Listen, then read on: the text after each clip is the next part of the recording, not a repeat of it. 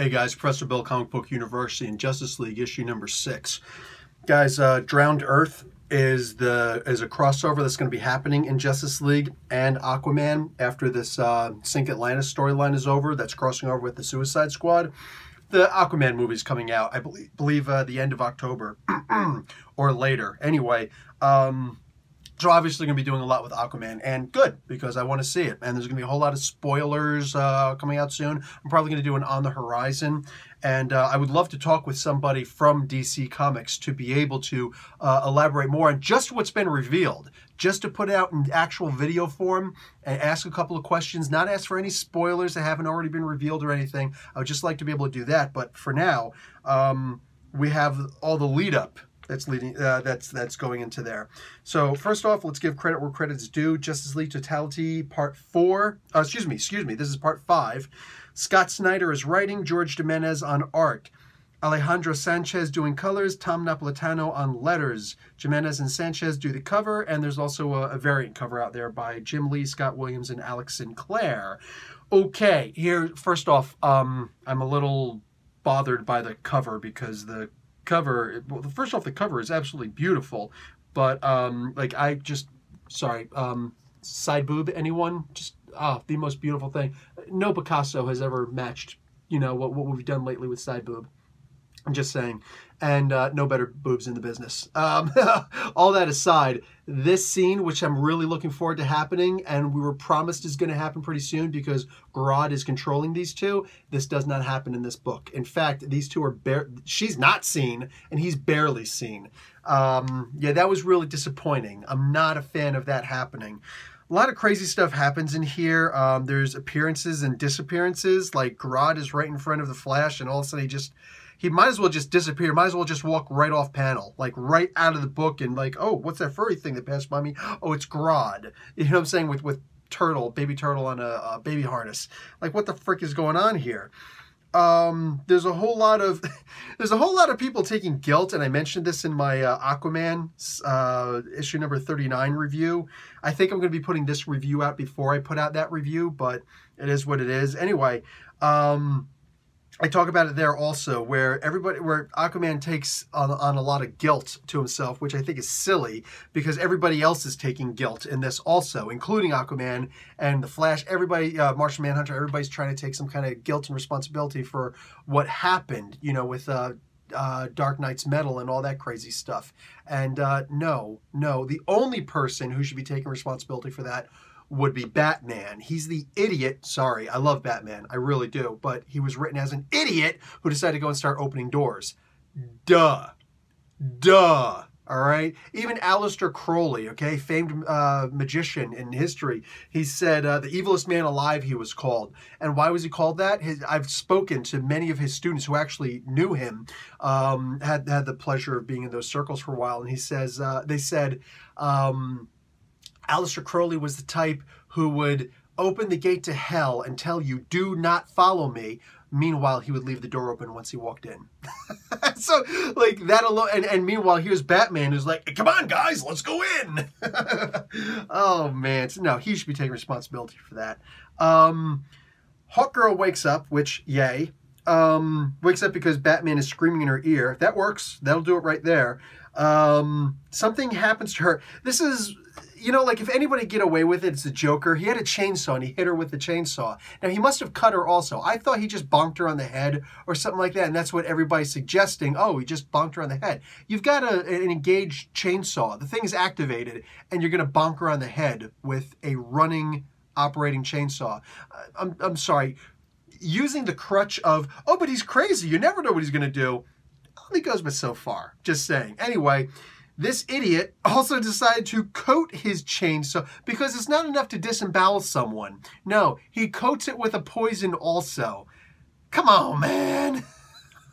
Come on, man. So anyway, and he was talking about I'm going to go back and kill her in just a moment, but that's when she winds up waking up. Anyway, the toxin does something to her. Mind you, with the nth metal on her, her body heals at about 3 times the rate of a normal human being. So she just kicked that poison right out. The problem is there was something with that poison. Apparently it did something to her wings. And later on you see her with the wings and they light up. They're actually like, not on fire, but like they're just really bright. Maybe it's just the reflection of the sun. That's just the way it was drawn. I don't know, but it looks like they're really bright. Excuse me. Batman is the effing superstar in here, even though he gets killed. No, he doesn't actually get killed, but you ever been in so much pain, you're just like, oh, maybe it'd be easier if I were just dead. No, fine, I'll stay alive. I'm good. But, like, you know, people can will themselves into death because they're in that much pain. Yeah, I know it's weird, but that's why they're Green Lanterns. Batman is, first off, he's absolute superstar. He gets through everything that happened inside Superman's immune system. And Joker's like, how did you survive that? He's like, kryptonite ring. No matter what, like I don't care if it's inside Superman, outside Superman, whatever. Even his cells are susceptible to kryptonite. Luthor's like, you brought kryptonite inside of Superman. Yeah, with friends like you, who needs enemies? And Batman's like, you do. Just punches him in the face. Like some of this art actually feels like it's a throwback to Frank Miller. You know what I'm saying? In the way that he would draw Batman back in like Dark Knight Returns, like the big teeth and the crazy, you know, like, you know, punching, like the crazy punches where it's like, that doesn't even, you can't punch somebody like that. I've been in the martial arts since I was 8 years old. You can't punch somebody like that. It's impossible. That's not the way the human body was made to work, all right? But I still loved it. It was just crazy enough to be awesome. Like the Joker was on the side, oh no, that was actually really good. I love the way the Joker was drawn in this. Absolutely crazy, man. Wow. Wow. But what do you call it? Batman eventually, he's trying to dodge too much, and he is only human. And it's great that it feels like, you know, DC Comics had been listening. I don't know who else has been doing saying the same thing that I've been in reviews, but I imagine enough people have been. I doubt they're listening directly to me, but the idea is that I've been saying a lot, you know, I'm getting a little bit tired of Batman being this super uber, you know, like, come on, man. Meanwhile, back on Gotham, you know what I'm saying? Like, I want you to think about how absolutely crazy this event is right now. The entire universe is being changed. The world right now, everybody has been controlled by indigo lanterns, and like they're all indigo, or no, excuse me, ultraviolet lanterns. Sorry, you can see indigo. They've all been changed into ultraviolet lanterns. By the way, I love the way that Sinestro's oh my God, there it goes again. Ultraviolet ring was drawn, because you can't actually see the ring; you only see the power emanating from it. God damn, that is freaking amazing. That's one of those things where the artist can do a couple little things that if you notice it, it highly elevates the worth of the book. Like, that was beautiful, man. Damn, Jimenez, just killing it, baby. Killing it. So, anyway, I have been saying that I'm tired of Batman being a little bit too crazy with all this stuff. You know what I'm saying? Like in the Batman book, he's on jury duty. You know what I'm saying? Dealing with after he just beat the heck out of Mr. Freeze. And in Detective Comics, he's fighting this dude Karma, who's got psychic abilities, and he's like reading his mind and punching him before Batman can punch. And he just like, you know, jacked up his right arm and whatnot.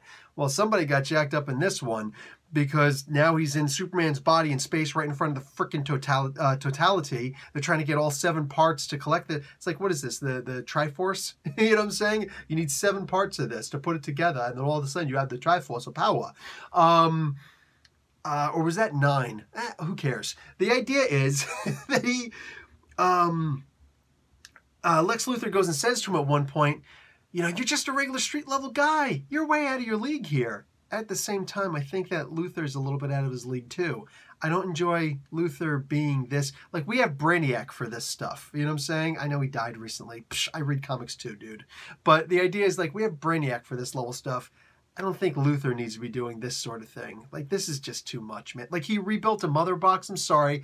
Does nobody remember the way that Jack Kirby created the mother box using Element X?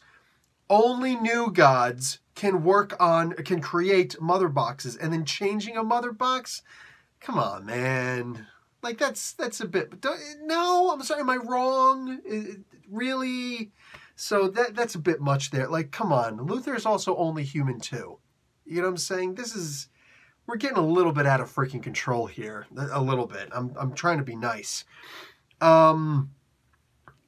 Basically, Luther gets so powered up that he winds up, he's got like 1/7 of the totality that he punches Batman, and you just see cracks all, like he just crackles and pops all over the place. I'm going to show you. Now, why this is important is because I've seen the future. There have been a bunch of reveals. The Drowned Earth storyline is coming up with for crying out loud, Aquaman, and crossing over with this book is going to feature the Justice League comic. This comic is going to cross over with there, and in that crossover issue, Batman has to fight off, I don't know how many of the the Injustice gang, the Legion of Doom. This keeps going too many of the same names. He has to fight the Legion of Doom while in a full body cast. Oh, that's just crazy enough to work. That's just crazy enough to work. Yeah, Batman is genuinely jacked up in this. Meanwhile, we see the seeds being planted for all sorts of other different stories. Can somebody help me out with something? I have a question. I have a single question. Oh, here's the scene with the bright lights on Hawkwoman. Yeah, Hawk Girl. Yeah. I'm not going to show you who she's actually about to hit, but man, I feel bad for that jackass. Here's a question. Is there a Flash car? Okay, I've made no secret of it. I'm not one of those guys who sits and says, oh, I read all the comic books, then you ask them a question. I don't know, let me look it up. No. Full disclosure, I don't read every single comic book out there, and I stopped reading Flash with New 52 at about issue 4, and then I didn't jump on Rebirth. I started with Flash when I started the reviews for the Flash. Go back and see my earliest one for that. But yeah, there's a whole chunk that I missed and a bunch of stuff before, whatever. Even though I love the character, whatever. The idea is I've never seen a Flash car before. I mean, we've got a Flash car. I know there's the Cosmic Treadmill. But a Flash car? And Jon Stewart's in this Flash car and he's going around the Earth multiple times? What? So like how does he get out of the way of buildings and stuff? Like his reflexes aren't that great. I know somebody's gonna get on. Well, he's actually an airline pilot. Shut up, dude. Shut up, man.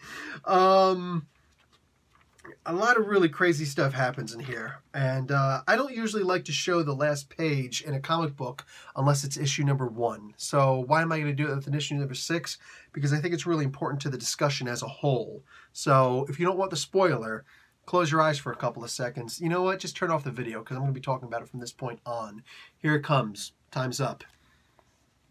In case you're not familiar or you're questioning, that's 7 lines. That's brightest day. That's the white lantern symbol. All right. So we're gonna have a brightest day thing starting here. Okay. I'm gonna say some mean things here, and I hope that nobody takes it as. I'm not gonna say immature things. I'm just gonna say things that are going to be highly critical. I love Scott Snyder's writing for the most part, but I mean, he's written, like, come on. The guy's he's proven himself, you know, enough times. But here, this is too much. Between Dark Knight's metal, between, you know, the No Justice and this. Are we not certain by now that there's a little bit too much going on? I know I'm not the only one because I'm getting questions constantly thrown at me in all forms of social media. Bill, what's going on? You know what I'm saying? So, help me out with, you know, with what's going on in Justice League. I feel like I'm an idiot because I don't know what's going on. And I can only give but so much. I can go back and look at the issue and be like, well, here's what's happening so far. But there's only but so much, man. So what this feels like, it feels like this is not 1 or 2 really great ideas that are being, you know, pushed forward in the storyline. This feels more like it's about 30. I want to say 100, but I'm trying to be fair. It feels like it's genuinely about 30 small ideas that are being thrown together like a big rubber band ball. You know what I'm saying? Just get rubber bands from all across, just keep on putting them on until they become a gigantic rubber band ball. I feel like that's all that's happening here. This is not one idea moving forward. This is too many ideas moving forward.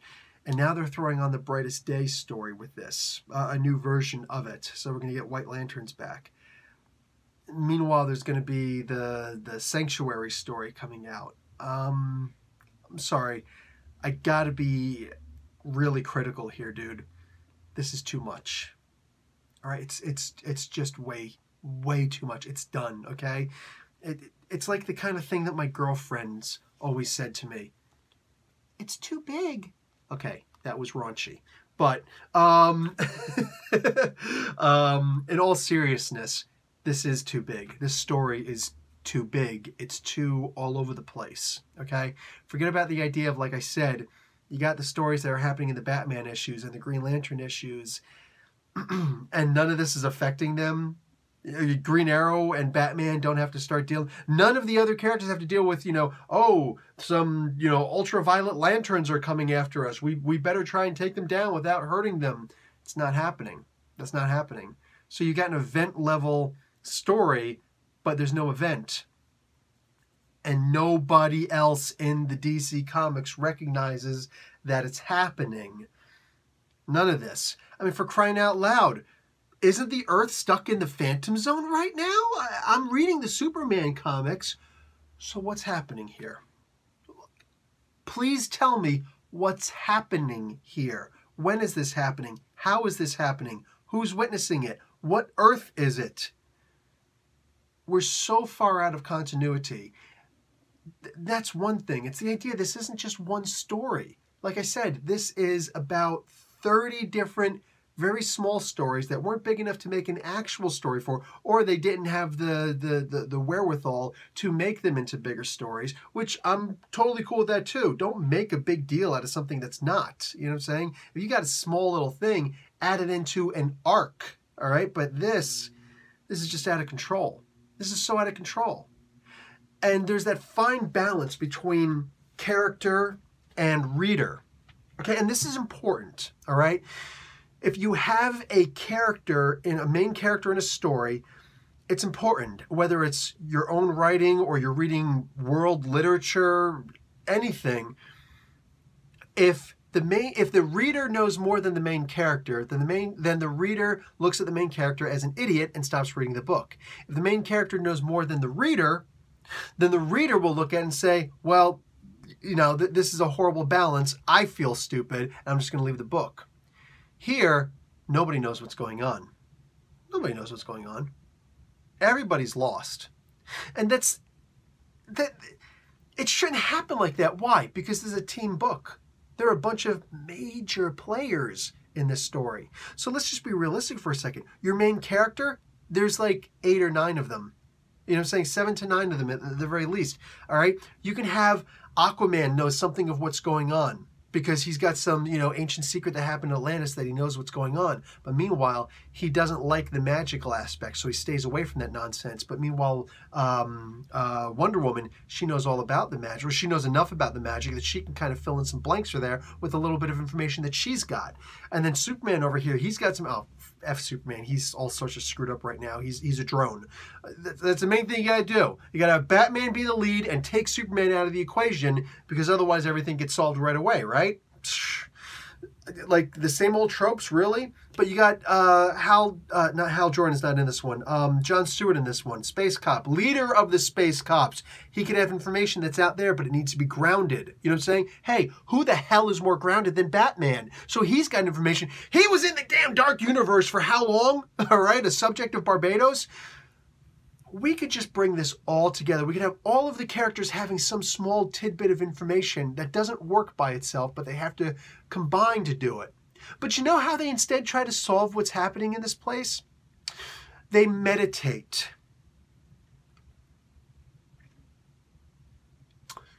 Do you think we're a little bit over our heads?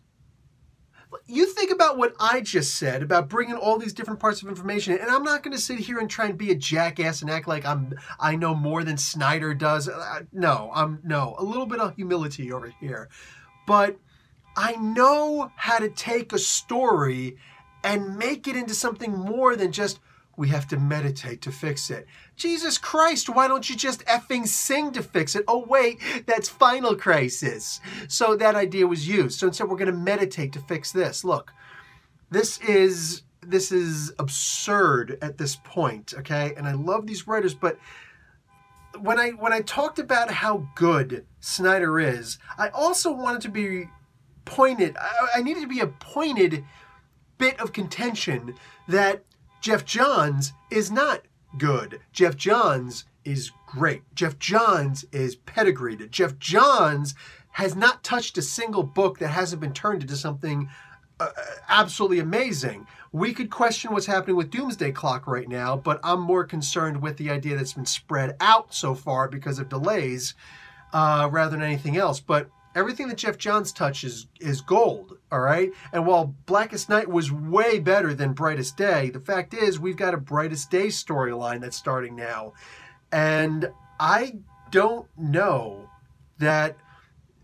Don't people know that car alarms are stupid? Really? Like, they don't work. Nobody comes out. Not even the owners, apparently. Anyway, don't we know that... Or don't we know... I don't know if Scott Snyder can handle a Brightest Day level event. I just don't have that kind of confidence in him. Love Snyder. I can't say enough good things about him. But I got to be realistic. And I got to say that this story is a convoluted mess. It's a mess. Nobody knows what's going on. None of the heroes have any damn clue as to what the hell to do to fix things. They decide to meditate instead. Brightest Day is nobody's friend. The White Lantern light is nobody's friend. And I don't think Kyle Rayner is coming up anytime soon. He'll just be like, I'm going to fix this stuff. Calm down. Settle down, mi hombre. All right? So I don't know what's happening here. I don't. But it's a mess. And we're at issue 6. It's a mess. All right? We're this far into it with another event about to happen, like a crossover event. This Drowned Earth thing about to happen. And it's a mess. And they're still introducing new aspects to this story? Dude. I don't want to just fall off of this book because I'm exhausted reading it, all right? Dark Knight's Metal exhausted me. What do you call it? No Surrender exhausted me. I read the end of this book and I'm exhausted at this point. And the one thing they promised was going to happen didn't happen. How do people... Thank you. How do people get away with this? How do people get away with this? So would this be considered false advertising? I'm being facetious, all right? But real talk, man. How do you write a story without one grand idea? And if there is one grand idea, can I see it? I'd like to see it. And it's time to stop throwing new stuff at us. It's time to stop and, it's been time. We need to fix, or not fix, we need to fix the story by actually explaining some of the things that happen. Hey man, sometimes one question can lead to one answer can lead to another question. That's fine. Sometimes it can even lead to 2. But how many questions are we going to get thrown at us with no answers until finally we say, I can't even remember the first question that we had? You know what I'm saying? There's this old joke. And this is what reminds me of. There's an old joke that I remember when I was a kid. It literally just came to me. I didn't plan on this. Do you want to take a stupid test? You say yes. Okay, now, I'm going to ask you, what is your favorite color, or what is the color of the sun? Okay, the answer, yeah, yellow, whatever. What's the color of the sky? Good. Does a fish breathe air? No. Now, what was the first question I asked you?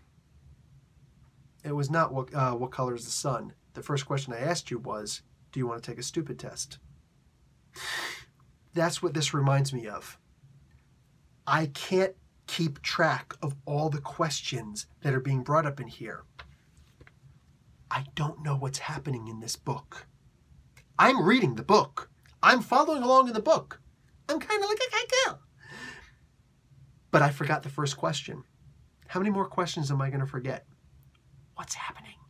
It's time to start addressing some of what's happening so that we can start to feel like as if it's not a hopeless bottom well of just adrenaline splashing on us from above. We need to actually move forward. This needs to be an engaging book, all right? Literally, you know what this feels like? This feels like I'm standing in front of a lecturer who just keeps on talking and won't shut up, like I've been doing for the past 25 minutes. But the point is, this really feels like it's just someone telling me a story instead of engaging in the story. And those are always the best stories, are the ones that are engaging. Tell me, give me one example of what's engaging in this story. Good luck.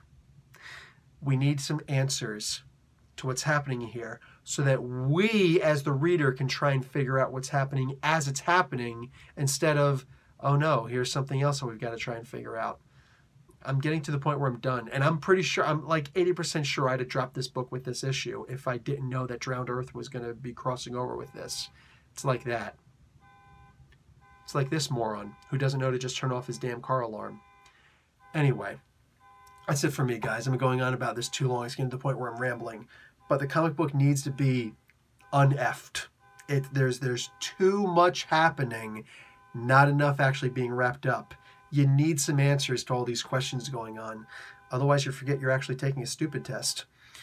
Anyway, that's it for me, guys. Professor Bill, Comic Book University. Class dismissed.